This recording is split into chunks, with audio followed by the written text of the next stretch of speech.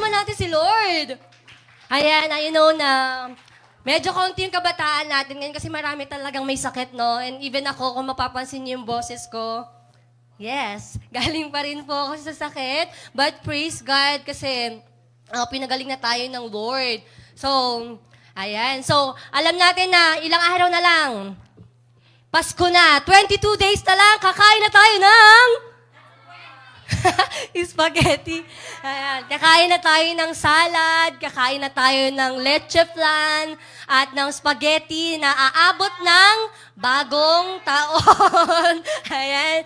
So, ayan, sobrang nakakatuwa, no? And even kahit maulan ngayon, I praise God sa mga buhay ng kabataan na natin nandito ngayon and yung mga kasama natin dyan sa live viewers. Hello!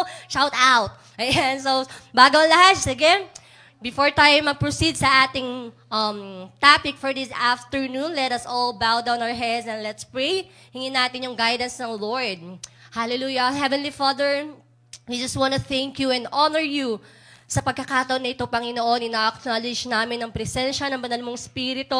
Lord, salamat dahil binigyan mo kami ng pagkakataon na makapagtipon-tipon sa araw na to, Lord. This would be the first Sunday of December, Lord God. And we believe, Lord, na marami kang gagawin sa amin, marami kang ipaparealize, marami kang ituturo sa amin. And we pray, Father, na sa oras pong ito, sa aming pag-uusapan, sa preaching, I pray, God, na buksan mo ang puso at isip ng bawat kabataan na nandito po ngayon. Dalangin ko, Lord, na ikaw lang ang makita, ikaw lang ang marinig, O God. Itago mo ko sa iyong likuran at hayaan mo, Panginoon, na ang banal mong Espiritu ang siyang manguna, ikaw ang magliwanag, O God, at ikaw lang ang mag-glorify. We thank you, Father, and this we pray in Jesus' name.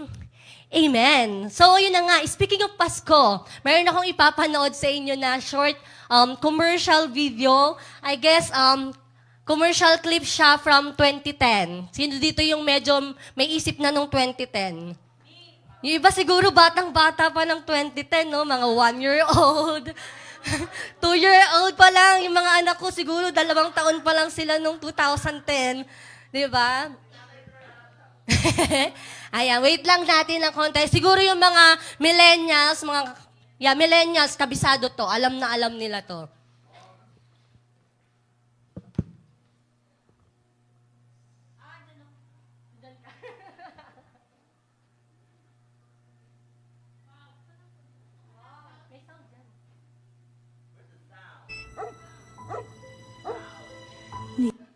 Alam mo.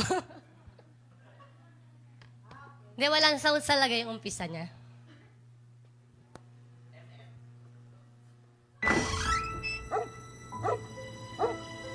Nikos? O bakit? Teka. Sige, anak, Disclaimer ubus po, mo. Pinasted ako ni Matina. Trotix! Sabi niya, you and I are kindred spirits. Kindred spirits? Unti na lang. Soulmates na yun. Yung ilong naman niya. To the left, to the left. Although ang smile niya, meron. Pero ang puso niya, wala! Wala siyang puso! Ito, pinag-ipunan ko pa sa maliit kong allowance. But that's another issue. Wawa naman, Nikos. Sige, Nikos, ibuhos mo pa. Buhos lang ng buhos. Ganyan ang love ni Mami. Ganyan ang saya sa Nesty. Bottomless. Ayoko maging member ng SMP. Samahan ng Malalamigang Pasko. Halika, hug kita. Ayan, so SMP. Sinong familiar dyan sa commercial na yan? Umamin kayo. Ayan, sikat na sikat yan ng 2010 actually. Yan, yung SMP daw ay samahan ng malalamig ang Pasko. So yung samahan ng malalamig ang Pasko, sila yung mga walang love life, walang jowa, walang nagpapakilig sa kanila. So kaya daw SMP, samahan ng malalamig ang Pasko. So ang tanong ngayon, sino dito yung member ng SMP? Ayaw umamin. Sino dito yung member ng SMP? Yan, may umamin po sa likod. So, lahat kayo dito, kahit mga bata, meron. Pero, yun lang, biro lang, of course. Alam niyo, sa pagkakaalala ko, simula po nung lumabas yung commercial na yan nung 2010, naging big deal na sa Pilipinas na, yung masyado ng big deal sa Pilipinas yung pagiging single sa Pasko. Parang yung mga, lalo especially sa mga young people, ano sila parang, ang bigat ng loob nila, hindi sila masaya kapag wala silang bebe sa Pasko. Gusto nila meron silang kasama na magse-celebrate sa Christmas. Di ba? Parang ang lungkot-lungkot ng Pasko nila pag wala silang boyfriend or girlfriend. Yung iba naman, ito marami akong kakilala nito dati kasi yung mga era ng mga high school, ganyan. Yung iba, talagang kahit hectic na, toxic na yung relationship, pinapatagal nila, basta umabot daw ng Pasko. Tapos after ng Christmas, sa kanila hiwalayan. Kasi nga, ayaw nila mapabilang sa SMP. Di ba? Kumbaga, parang ang nangyayari, parang nadadivert na yung mindset ng mga tao, particularly to young people, na dapat meron kang boyfriend or girlfriend sa Pasko. Kapag wala kang ganon, pag wala kang love life sa Pasko, malungkot ang Pasko mo. Kaya sinabing samahan ng malalamig ang Pasko. Right? Pero on the other case naman, hindi lang po love life yung nagpapalungkot sa Pasko ng mga tao. Actually, ayan, gusto ko lang din tanungin, sino dito yung masayang-masaya ang Pasko kapag maraming natatanggap na regalo? Siyempre, di ba?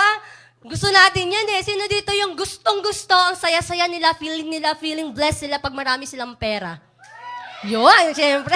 Enjoy natin ang Christmas kapag marami tayong pera. Diba? Yung mga kabataan, sobrang daming natatanggap niya na alginaldo. Simpleng katok lang nila sa bahay. Tuwing December 25, may magbibigay na sa kanila. Kahit pa 20-20, makakarami din yan. Diba? Diba? So, ganun na yung nangyayari. Pero, minsan po, kapag pakunti na ng pakunti, yung pera na natatanggap mo, syempre pag tumatanda na, konti na lang magbibigay sa'yo eh. Di ba? Sabi mo, tanda ka na, malaki ka na, wag ka na bigyan. Di ba? Wag ka na mabigyan ng regalo. Pero ang nangyayari po, habang tumatanda, na pakunti na ng pakunti yung nagbibigay sa'yo ng regalo, pakunti na ng pakunti yung aginaldo mo, nagiging cause siya minsan ng pagiging ungrateful ng mga tao.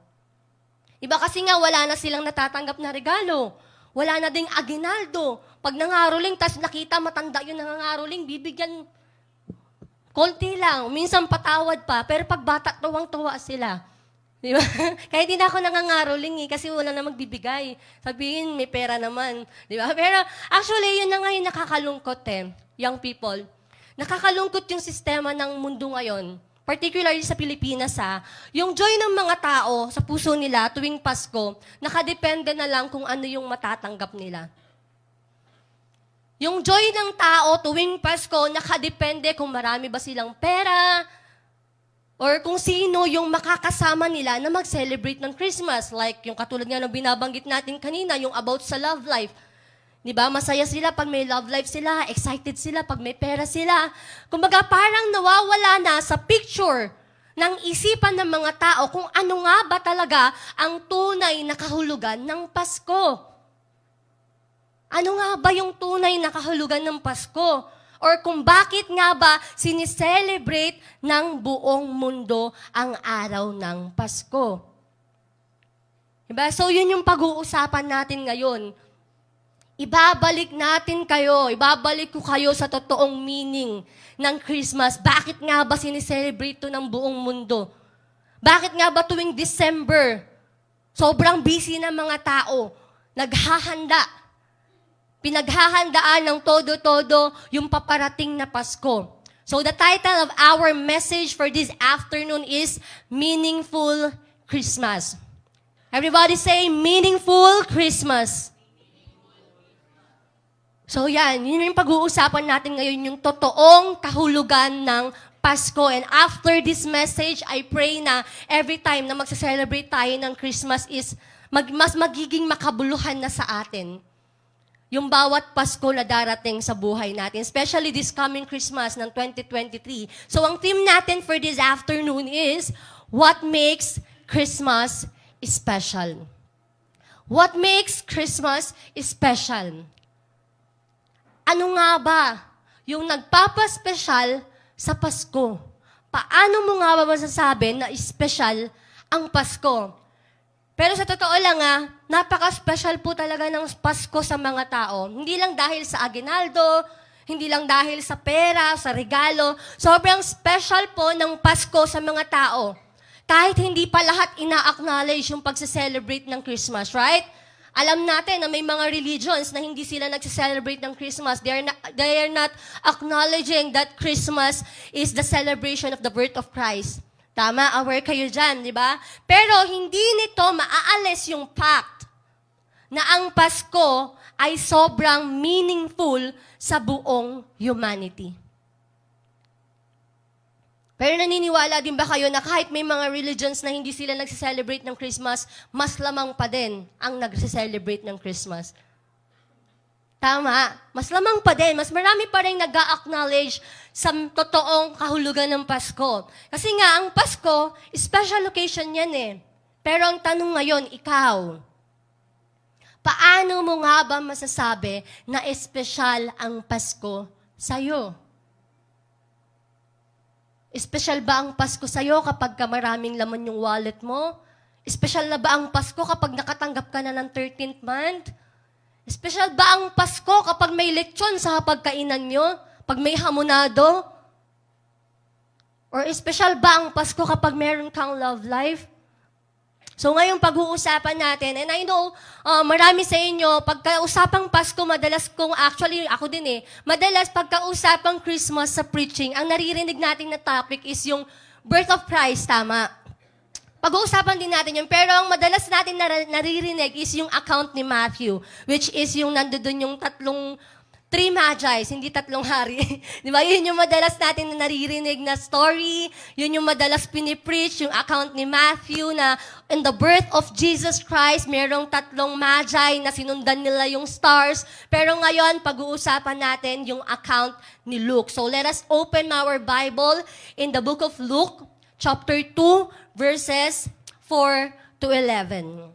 Sige, buksan natin yung mga Bible. May dala ba kayong Bible? Kahit sa phone, buksan niyo siya. Sa account ni Luke, chapter 2, verses 4 to 11. Say amen kung nandiyan na kayo. Ayan, ang bilis ni Andre. So let us read. Sabi dito sa verse 4, Joseph also went up from Galilee, from the city of Nazareth to Judea, to the city of David, which is called Bethlehem, because he was of the house and family of David. Verse 5, in order to register along with Mary, who was engaged to him and was with child. Etong was with child na to, hindi to ibig sabihin na naipanganak niya na si Jesus. Kumbaga, meron lang siyang anak sa sinapupunan niya. And then verse 6, sabi dito, while they were there, the days were completed for her to give birth. And 7, and she gave birth to her firstborn son, and she wrapped him in clothes and laid him in a manger because there was no room for there in the inn. Verse 8, in the same region, there were some shepherds staying out in the fields and keeping watch over the flock by night. And an angel of the Lord suddenly stood before them, and the glory of the Lord shone around them, and they were terribly frightened. Verse 10, but the angel said to them, do not be afraid, for behold, I bring you a good news of great joy, which will be for all the people. And last verse, for today, in the city of David, there has been born for you a Savior, who is Christ the Lord.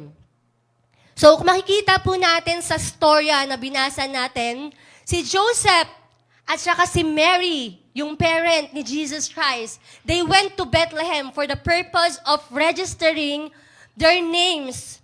Actually, nung time po na ito, in-implement po ni Caesar Augustus in the entire Roman world na kailangan po lahat ng mga tao is magre-register sila sa census.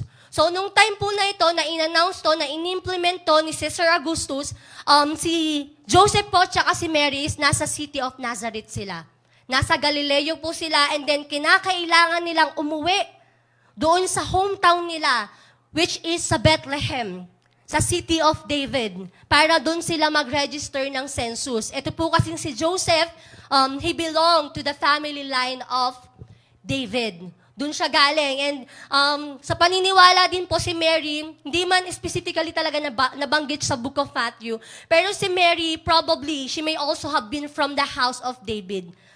Probably, kasama din siya doon, belong din siya sa family line ni David, kung saan nanggaling din ang Savior natin.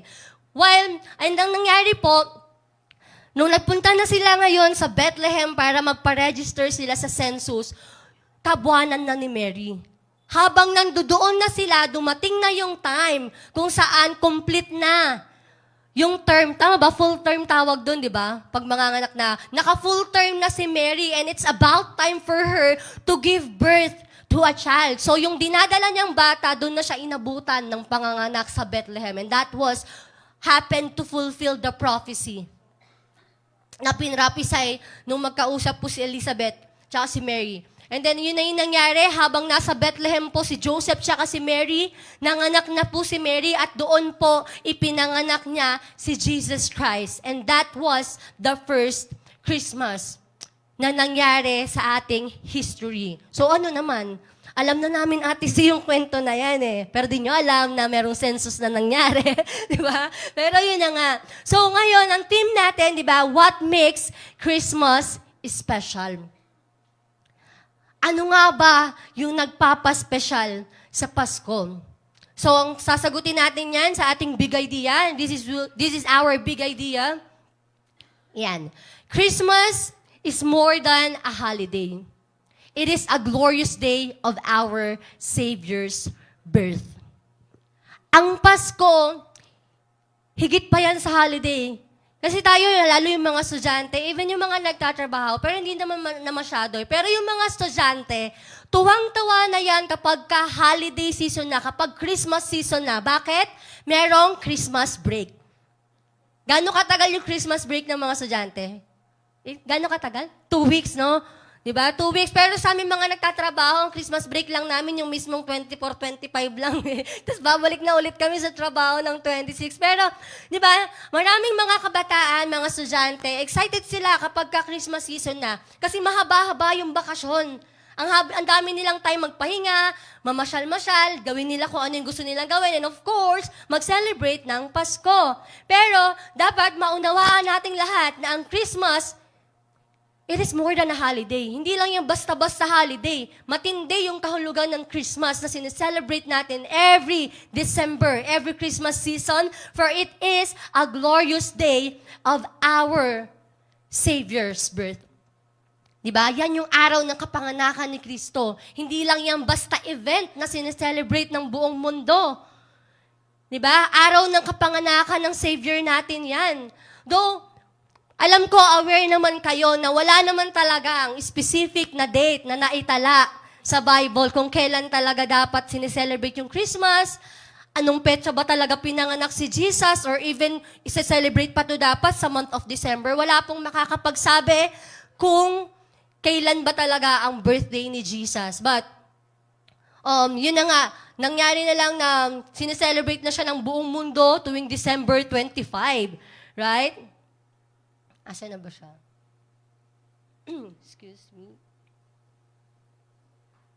Ayan. So, kung kailan po yung tunay na birthday ni Jesus, wala pong nakakaalam nun. Pero, regardless of that, alam niyo ba na ang Christmas Eve, talagang, it is an awesome night.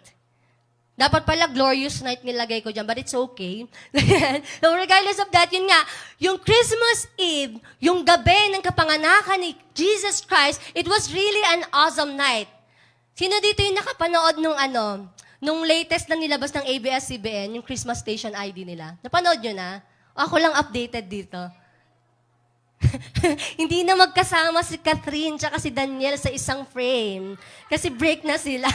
Yun, kaya ako napanood kasi na-curious ako kung magkasama pa sila doon. Pero, kidding aside, ang ganda nung Christmas Station ID ngayon ng ABS-CBN. Gusto ko yung message niya, yung chorus, as in paulit-ulit lang yung chorus. Alam mo sabi doon, sabi niya, sa gabing madilim, isinilang siya sa mundo. Tapos sabi niya, ang Pasko, ang pinakamagandang kwento. Imagine niyo, totoo yun. Totoo yung sinasabi nung message, nung lyrics ng kanta nung Christmas Station ID ng ABS. Ang Pasko, ang kwento ng Pasko, ang pinakamagandang kwentong naitala sa history ng buong mundo. Di ba? Sa dami ng kwento sa mundo, mga kwento sa televisions, mga kwento sa movies, mga kwento sa libro, Walang tatalo sa kwento ng Pasko. Mamaya, babasahin natin ulit. Diba? Walang tatalo sa kwento ng Pasko kasi ang kwento ng Pasko, it is more than a story. It is a history. At hindi lang siya history ng isang bansa, history ng buong mundo. Saan ka nakakita? Birthday, sineselebrate ng buong mundo. Ba, yung birthday nga ni Bonifacio, di na natin na-celebrate eh. Nasapawan na ng Katniel eh. Di ba? Nasapawan na ng Katniel eh. Pero, di ba, yan lang ang nag-iisang birthday na sineselebrate ng buong mundo. Kaya napaka-awesome talaga niyan. Napaka-tindi talaga ng effect sa atin yan. Imagine, history talaga yan. Kaya nga, sinabi sa big idea natin, it is a glorious day. Or it is a glorious night rather. Kasi sobrang nakakamangha yung nangyari nung gabing ipanganak ang ating Panginoong Jesus. Basahin natin sa Luke chapter 2 verses 6 to 7. Sabi dito, ayan, 6 to 7, while they were there, the days were completed for her to give birth, and she gave birth to her first son. Makinig kayo mabuti dito, ha? And she wrapped him in clothes and laid him in a manger because there was no room for them in the inn. So, nung time po na ito, na naglalakbay si Mary tsaka si Joseph, na sinabi ko nga kanina, dumating na yung time na full term na si Mary, kailangan niya ng mga anak. Naghahanap po sila ng pwede nilang matuluyan para doon manganak si Mary, para doon maipanganak si Jesus Christ. Pero nung time po na yon, nagkakapunuan po sa mga inn. Parang yun yung mga old hotel nila nung time na yon. Inn yung nakalagay sa Bible. So nagkakapunuan and then wala na pong choice si Joseph at si Mary para mag-inarte pa na hindi ipanganak si Jesus Christ. Kailangan na maipanganak si Jesus nung time na to. Kaya talagang okay, pinili na lang nilang pumasok sa isang mga sabsaban, tama, sa sabsaban. And then, doon, makasama nila mga hayop. Imagine that place. Diba? Kasama nila mga hayop at wala na silang choice, doon na po pinanganak ang ating Savior. Anong ginawa po ni Mary kapag pagkapanganak niya kay Jesus Christ, binalot niya. Binalot niya si Jesus ng cloth. Yung clothes na to, hindi pa to yung mga binibili ngayon ng mga nanay. As in, tela lang to. Binalot sa kanya yung mga normal na binabalot ng mga nakakaraang panahon. And then, ang ginawa po, she laid him in a manger. Alam nyo, ngayon ko lang nalaman na itong manger pala na to, hindi siya yung talagang crib. Pagka nahirinig nyo ba yung manger, nasa isip nyo yung crib? Crib na maganda, crib na stable. Alam nyo ba na ang manger na ginamit para ihiga doon si Jesus Christ, it is an animal feeding trough. Alam niyo yung animal feeding trough? Kainan ng hayop. Sa ganun lang po nilagay yung Savior natin. Sa kainan lang ng hayop, nilagyan lang ng mga, ang tawag doon, yung mga damo-damo ba yun? Basta yun, tapos nilagay doon si Jesus. Diba? Hindi siya crib. Lagayan siya ng pagkain ng hayop. And in here, makikita natin sa birthplace ni Jesus Christ, diba? Sa sabsaban, and, nabasa ko rin na itong sabsaban na to, itong lugar na ito, parang probably siya, kuweba siya. Hindi siya yung talagang maayos na tuluyan. Parang pakweba na tong itsura nito. And then may mga hayop doon. At yun nga, sa kainan ng hayop, doon nilagay si Jesus Christ. So makikita natin na talagang yung birthplace ng ating Savior was a stable place. Pag sinabi pong stable, simpleng lugar lang. Diba? Kahit siguro tayo ngayon, pagka yung mga nanay natin, hindi naman tayo pinanganak sa ganun eh. Yung iba sa bahay, matino, nakakutsyon pa. Diba? Sa hospital. Right? Yung iba nakaschedule pa talaga para doon sila ipanganak. Pero si Jesus Christ, kung saan na lang talaga kinaya.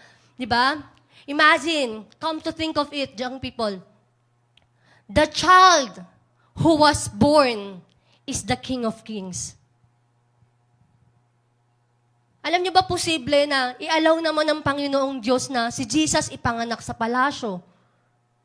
Or even kahit papaano man lang sa fine place, sa maayos na lugar man lang.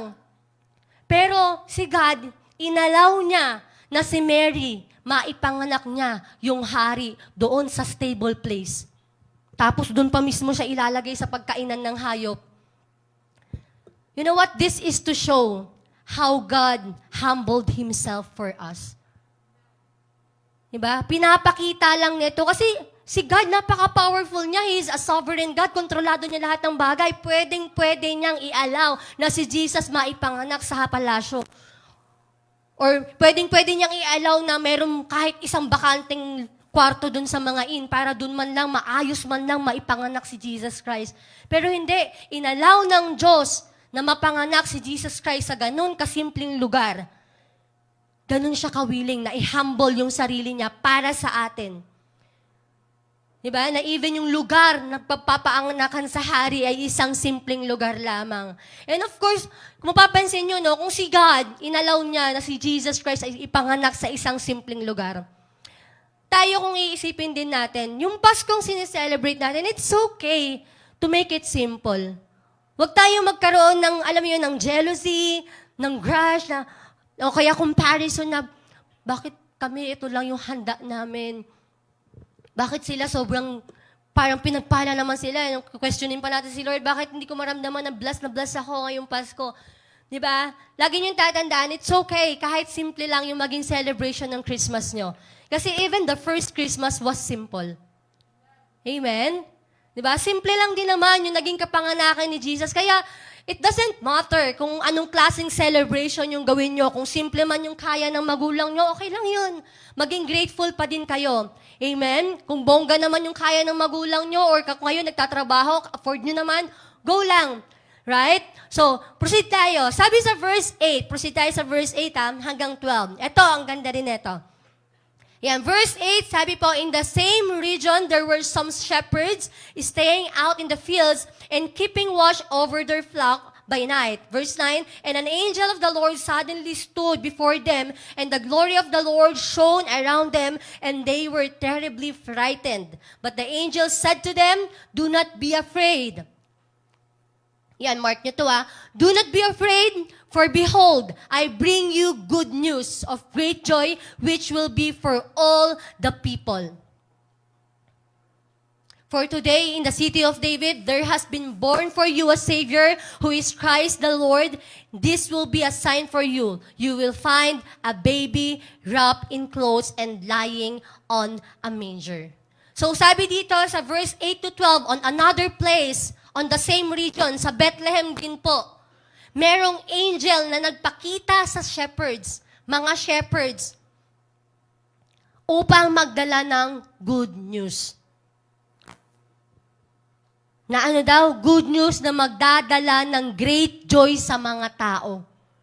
Diba? Meron na agad nag-witness. Meron akong good news sa inyo, huwag kayong matakot. Etong good news na sasabihin ko sa inyo, magdadala ito ng great joy sa inyo. Diba? At ano yon? Ngayong araw, sa city ni David, pinanganak na ang magliligtas sa inyo. Alam niyo po, totoo na itong balitang ito, indeed, bringing them a great joy. Kasi alam niyo po, itong mga shepherds na to, yung mga Jews, nung time na to, they are really waiting for a Savior. At yung Savior na to, marami pong mga Jews, they were looking actually, yung Savior na hinihintay nila, hindi talaga literally si Jesus eh. Kasi some of the Jews were looking for a political leader who will going to save them, deliver them from Roman rules. Ito po kasing time na to, yung mga Romano, yung nag-rule over sa buong city nung time na to. And some people naman, they were hoping for a Savior to deliver them from sickness and physical hardship. Pero, ito pong good news na dala-dala ng mga anghel, this is an announcement concerning the Savior who will deliver you from sin and death. Diba? Kung ang hinihintay ng mga Jews ng time na to is a political leader na magliligtas sa kanila, magsisave sa kanila, sa mga Roman emperors, sa mga Roman rulers, or yung mga savior na darating para matigil na yung mga physical hardship nila, magpapagaling sa kanila, ang Savior po na dumating ay ang Savior na magdi-deliver sa kasalanan, mula sa kasalanan at sa kamatayan. Right? So, proceed tayo sa 13 to 14. Ito, isa to sa nakaka-amaze na nangyari. Verse 13, and suddenly, there appeared with the angel a multitude of heavenly hosts, praising God and saying, Glory to God in the highest, and on earth, peace among men with whom He is pleased. Balik nga tayo sa 13. Nakikita niyo ba yung scenario dito? Sabi, suddenly, habang kausap po ng isang anghel, yung mga shepherds, after niyang sabihin yung good news na pinanganak na yung Savior na magliligtas sa kanila, biglang nag-appear sa paningin ng mga shepherds yung multitudes of angels. Pag sinabing multitude, sobrang dami nun, mas marami pa sa atin. Kung kayo yun nandoon sa senaryo na yun, anong mararamdaman nyo? Biglang may mag-appear sa harapan nyo na sobrang daming mga anghel. Baka mahimatay na yung iba dito sa takot. Diba? Pero sobrang nakaka-amaze yung gabi mismo na kapanganakan ng Panginoong Jesus. Diba? Multitudes of angels nag-appear. Anong ginagawa ng mga angels? They were praising God. They were giving glory to the highest God. Diba? Pinupuri nila ang Panginoon nung oras na yon.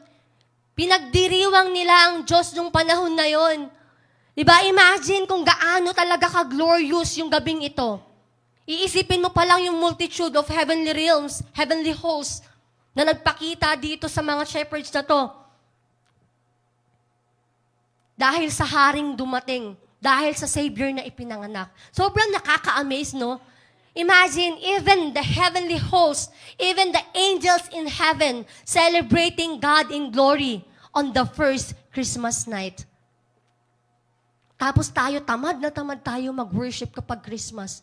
Uunahin pa natin mag-chat sa mga friendship natin ng Merry Christmas bago tayo manalangin. Sino dito yung nakakagawian na gano'n? Nauunang i-chat yung mga kaibigan bago mag-pray, magpasalamat sa Panginoon. Diba? Di sila makareact. Guilty. Diba? Guilty sila, no? Yung iba magpo-post, saktong 12 o'clock, Merry Christmas. Pakain ng salad. Diba? Ganon yung naging kaugalian natin. Ako naging ganon din naman ako nung mga bata-bata pa ako. Yung tipong hinihintay ko talaga mag-alas 12 kasi babatiin ko yung mga friends ko. Pero hindi pala yun yung dapat na ginagawa natin. Kasi nung mismong gabi ng kapanganakan ng Panginoong Jesus, bumaba pa yung multitudes of angels, of heavenly hosts, for what? To celebrate God. Right? To celebrate God on the first Christmas night. So tayo din, lalo na mga Kristiyano tayo, mga nakatanggap tayo ng habag ng Panginoong Diyos, we too must celebrate God on Christmas Day. Diba? We are to celebrate God on Christmas Day. Kaya ikaw, wala kang dapat ikalungkot sa Pasko. Kahit wala ka pang love life, kahit wala ka pang pera, okay lang yun. Sabi mo sa katabi mo, okay lang yun. Diba? Okay lang yun. Diba? Meron ka pa ring dahilan para mag-celebrate. Meron ka pa ring dahilan para mag-celebrate dahil ang ipagdiriwang mo sa araw ng Pasko ay si Jesus. Diba? Kasi kaya naman talaga tayo nagse-celebrate ng Pasko kasi merong Jesus na dumating. Diba? At hindi lang yun basta celebration. Hindi lang dapat basta-bastang celebration ang ginagawa natin tuwing Christmas. We have to make time for God. Maglaan ka ng oras sa Panginoon. Regardless kung anong gusto mo, kung saktong alas 12 ba yan, or bago mag alas 12, or after ng alas 12. Basta maglaan ka ng oras sa Panginoon to worship Him ng katulad ng pag-worship ng mga angel na gino-glorify ang Diyos sa nakakamanghang araw ng kapanganakan ng ating Diyos. Diba? Sino dito ngayon yung magko-commit na sa Christmas Day, pupurihin ko ang Lord? Ayaw nyo ba? Parang ayaw nyo. Pero yun na nga, we have to worship God. We must worship God on the day of Christmas. Actually, hindi lang naman sa Christmas Day. Pero, i-regard natin na ang Christmas Day is our special day of worship to the Lord. Because there's a Savior who has been born for us.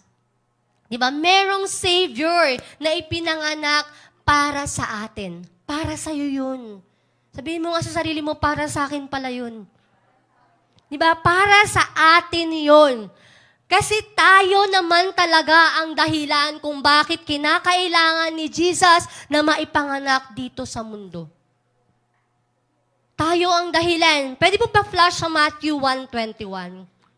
Alam niyo ba, trivia lang din yung Matthew 1:21, yan yung unang-unang memory verse ko nung bata ako. Diba? Matthew 1:21, di ko talaga nakakalimutan yan. Memory verse ko yan nung nagsa-Sunday school ako. Pero yan, sabi dyan, Matthew 1:21, she will bear a son, and you shall call his name Jesus, for he will save his people from their sins. Nakita niyo yung purpose? Si Angel Gabriel, kinausap niya si Joseph sa panaginip.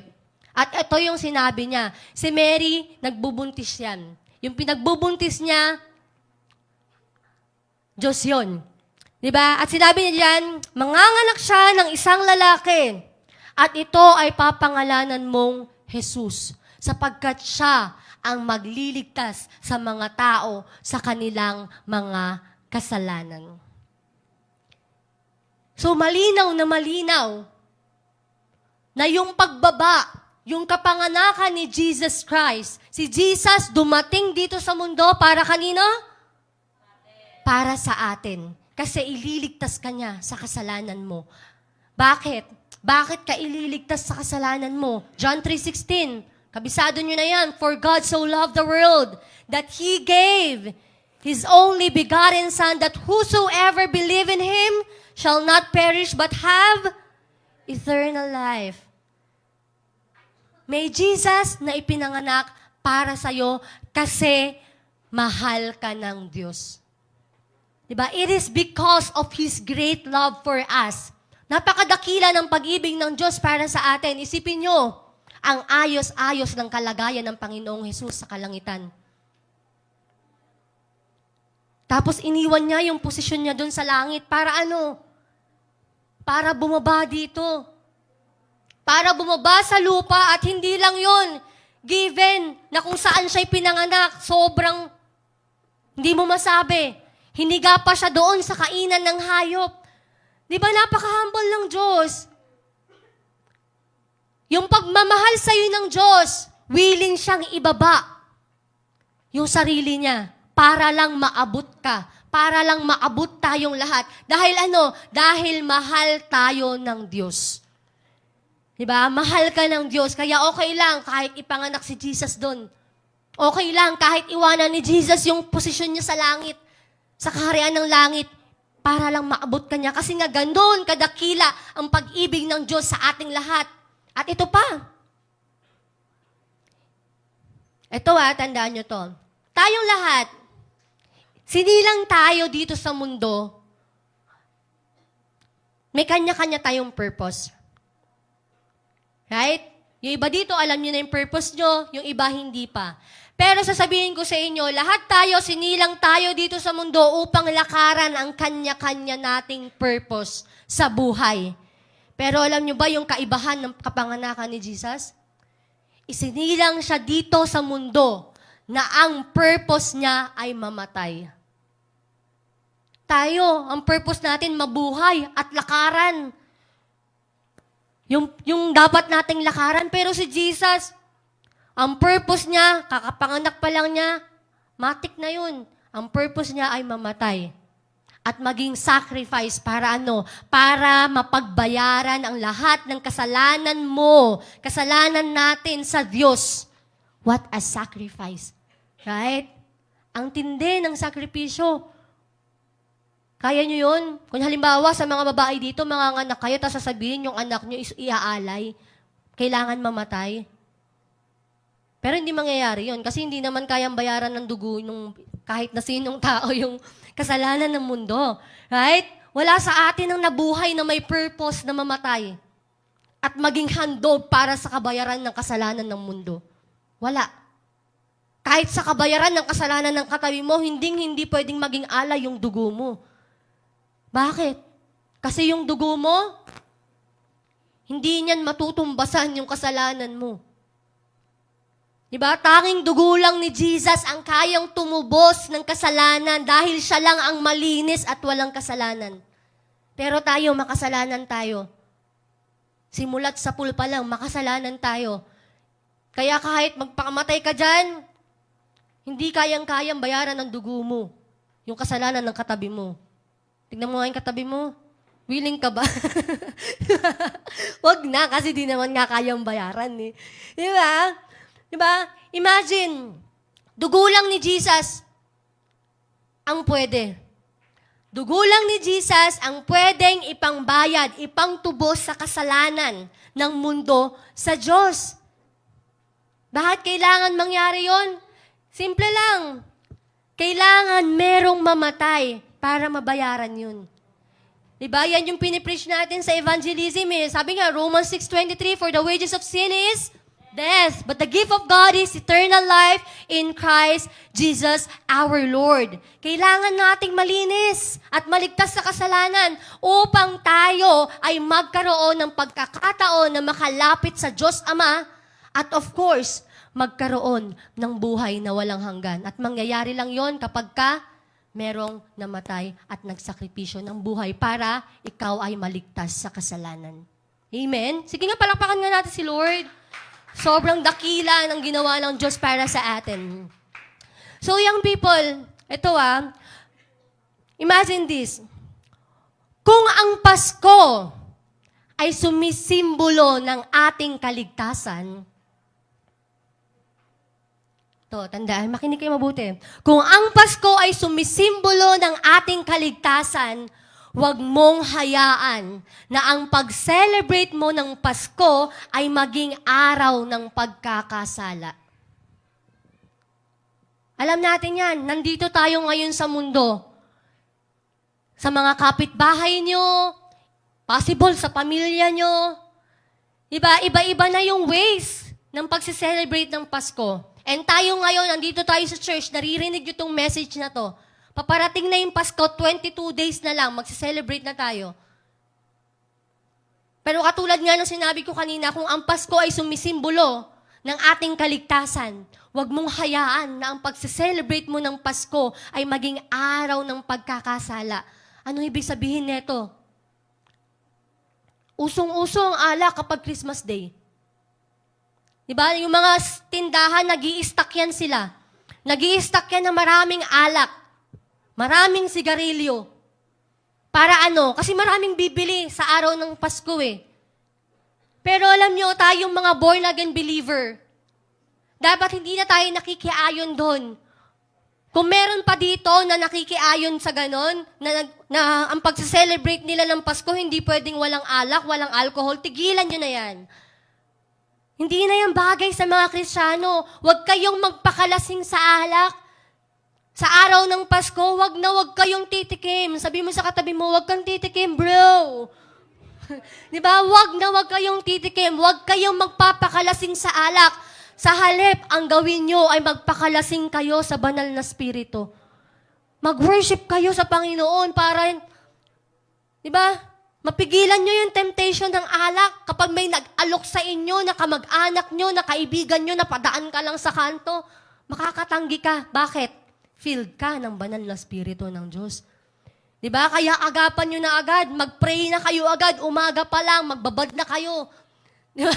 Magbabad na agad kayo sa prayer para pag may napadaan kayo sa kanto, may kamag-anak kayo, niyaya kayo, makakatanggi kayo. Diba? Dapat yan tinatanggihan. Kasi kasalanan po ang magpakalasing. Right? Diba? And also, ito, tandaan nyo rin, lalo na sa may mga love life dyan, also keep your purity on Christmas Day. Okay din minsan yung SMP, safe. Pag wala kang kabebe time sa araw ng Pasko, mas safe ka actually. Kasi mahirap pag meron kang love life on Christmas Day. Baka ibang celebration ang gawin nyo. Aba naman. Diba? You know what I mean? Young people. Diba? Baka mamaya habang busy ang lahat, kayo ng jowa mo, magsusulo kayo dun sa madilim at makakagawa kayo ng bagay na hindi dapat. Diba? Delikado yun. Huwag ganon. Diba? Imagine niyo, young people, we have to respect the Christmas day. Narinig natin kanina, yung kwento ng Pasko. Yung napakagandang kwento ng Pasko. Narinig din natin kung para saan ba nangyari yon, bakit ba inalaw ng Panginoon Diyos yon. And knowing that reason, knowing that story, knowing the true meaning of Christmas, we have to respect God on Christmas Day. Amen? Amen. Parang ayaw nyo We have to respect God on Christmas Day. Dahil ang sineselebrate natin ay ang Panginoong Jesus. Diba? Kapanganakan ng Savior yon. Kaya dapat hindi tayo gumagawa ng kahit na anong kalokohan tuwing araw ng Pasko. Diba? Sa mga lalaki, huwag kayong masyadong maglalabas siguro. Kasi minsan sa Christmas Day, doon pa may nagbubugbugan eh. Tama? Diba? Sobrang ingay daw kasi, nasapak. Diba? Pero, diba, mag-ingat tayo. And yung mga mayroong kagalit dyan, huwag niyong hayaan na umabot pa ng Pasko yan, magpatawaran na kayo. Diba, hayaan nyo na pag-ibig ang manaig sa araw ng Pasko kasi pag-ibig din naman ang dahilan kung bakit may araw ng Pasko. Diba? Imagine, sobrang yun nakaka-amaze. And even din sa araw ng Pasko, talagang irerespeto mo yon. Why? Even yung mga angels sa langit, diba, bumaba sila. Nagbigay pugay, nagbigay respeto, nagbigay parangal. Nung ipinanganak ang Panginoong Jesus, eto, tatandaan nyo, nagkaroon na tayo ng pag-asa. Natupad na, nangyari na. Di ba? Nagkaroon tayo ng pag-asa na maligtas sa kasalanan, pag-asa na maligtas sa naghihintay na kamatayan sa mga taong nagkakasala. Ba? Ganun ka-meaningful ang Christmas sa atin. Hindi lang yan basta-basta occasion. Hindi lang yan holiday. Meaningful ang Pasko sa mga Kristiyano.